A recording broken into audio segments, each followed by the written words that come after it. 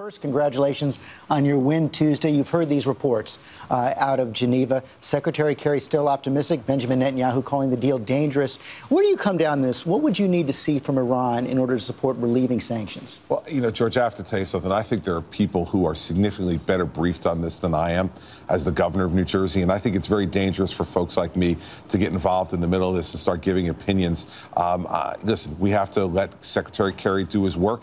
And then once we see the product of that work, we can all make a judgment. But right now, I'm not briefed well enough to be able to give an opinion. But can you support a deal that allows Iran to continue to enrich uranium? Yeah, George, listen, I'm the governor of New Jersey, and I think for me to be expressing opinions on this morning would be ill-advised, and I'm not going to do it. Okay, then let's turn to your win on Tuesday. Already, your potential rivals, if you decide to run in 2016, are out there praising your big win in the state, but also questioning, I guess, how well you're going to travel.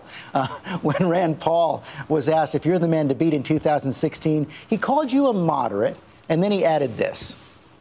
You know, I think the party in general is more conservative. I think there's room for moderates in the party. I think it will be more difficult.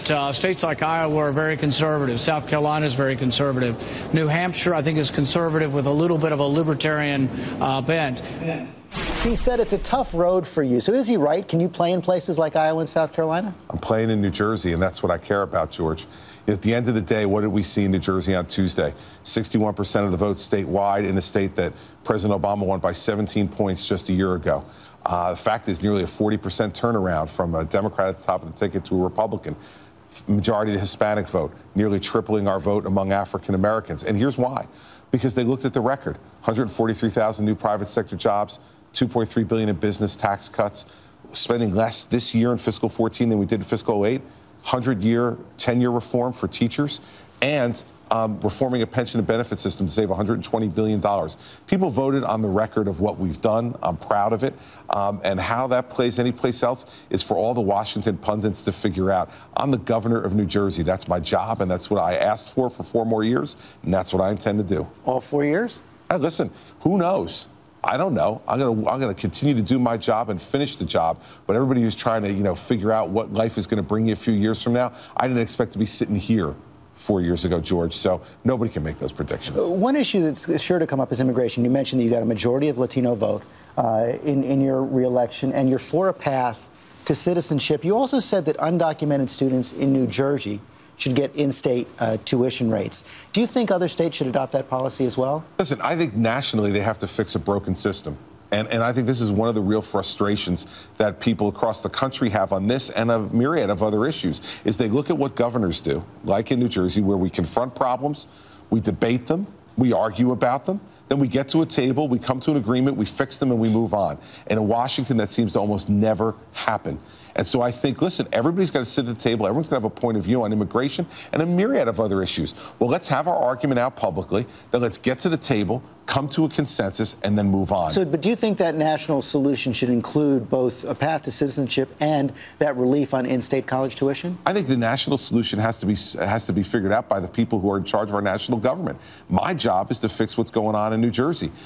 But I will tell you this, George, we're not going to be able to fix all the things we need in New Jersey until the national leaders set a national immigration policy. That's federal law, federal policy that needs to be fixed. It's a broken system. It's not working for our economy. It's not working for the individuals who are affected by it. It's not working for the governments.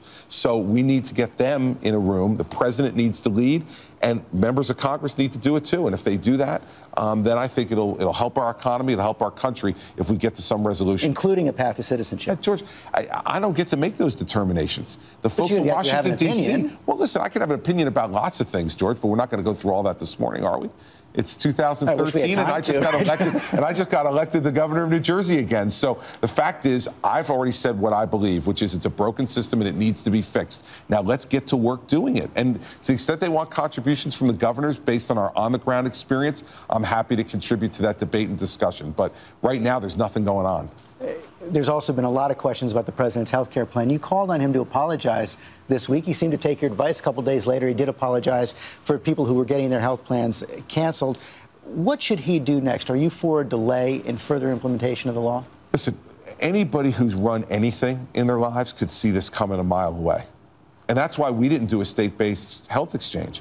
We didn't do it because we could see that this whole program was going to be a problem. And so the president's biggest problem right now is he's got to tell the truth. And we've seen this in New Jersey. I've told lots of hard truths in New Jersey that people didn't necessarily agree with, but they give you credit for looking them in the eye and telling them the truth. So let's get to that point. Let's own up, tell the truth about what's going on. Then they can worry about whether he can work something out to fix the problems. But if you're working out of a fantasy that these are not major problems that need to be fixed and need to be addressed, this is what lots of us have been saying all along about the fact that this was just too big for the government to handle. You didn't set up an exchange, but you did accept the expansion of Medicaid under Obamacare. And some, again, of your potential rivals like Ted Cruz are going to come after you on that. What's your answer? I do what's best for the people of the state of New Jersey every day. And expanding Medicaid in the state of New Jersey, given how expansive our program already was, it's a relatively small expansion, but it's going to mean a lot. And it's also going to benefit New Jersey's budget. See, here's what makes me different than a lot of these other guys. I'm going to do what I think is right for the people who elected me. And a lot of these other folks are always trying to put their finger in the wind and see which way the wind's blowing that day. My job is to run the state of New Jersey. That's what I do every day. And the fact is, George, when you do that, people across the spectrum give you credit, and that's what those election results, 61% of the vote on Tuesday, show. It was a sweeping win. You're also in the news this week because of this book, Double Down, about the 2012 campaign. And one of the authors, John Howman's on our roundtable. Extensive section on the Romney vice presidential search process. They leaked your file. Never seen that happen before.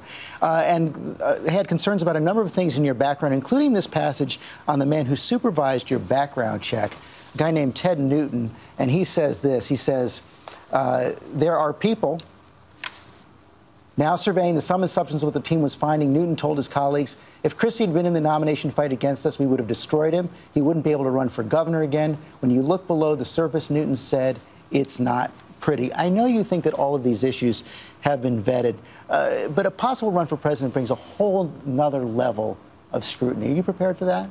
George, listen, first off, political advice from people who ran the Romney campaign is probably something nobody should really give a darn about.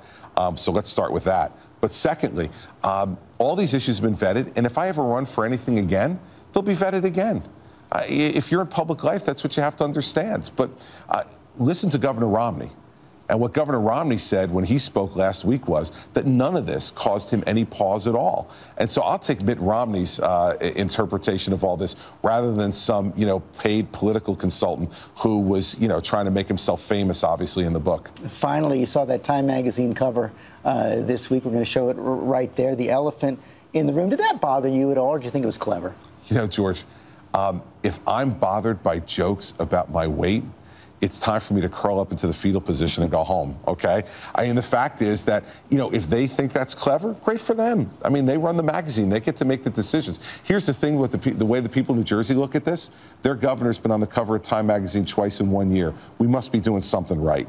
And the fact is that they reaffirmed what we did and what our strategy was for the last 4 years. Go everywhere. Show up. Govern and make decisions. Not go just to the places where they vote for you, but go to the places where they haven't voted for you. I did a town hall in Irvington, the city of Irvington, New Jersey. 4.7% of the vote is what I got in 2009. When I did it at this Baptist church, there were more people in the church than voted for me from that town in 2009.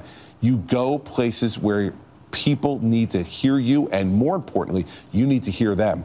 That's the way you grow and expand a political movement. That's how you get the kind of numbers we got on Tuesday night. People in New Jersey are proud of me. Whatever they put on the cover of Time magazine, as long as my name's with it, I could care less. And wherever you go the next few years, a lot of people are going to be following you. Governor Christie, thanks very much. George, thank you.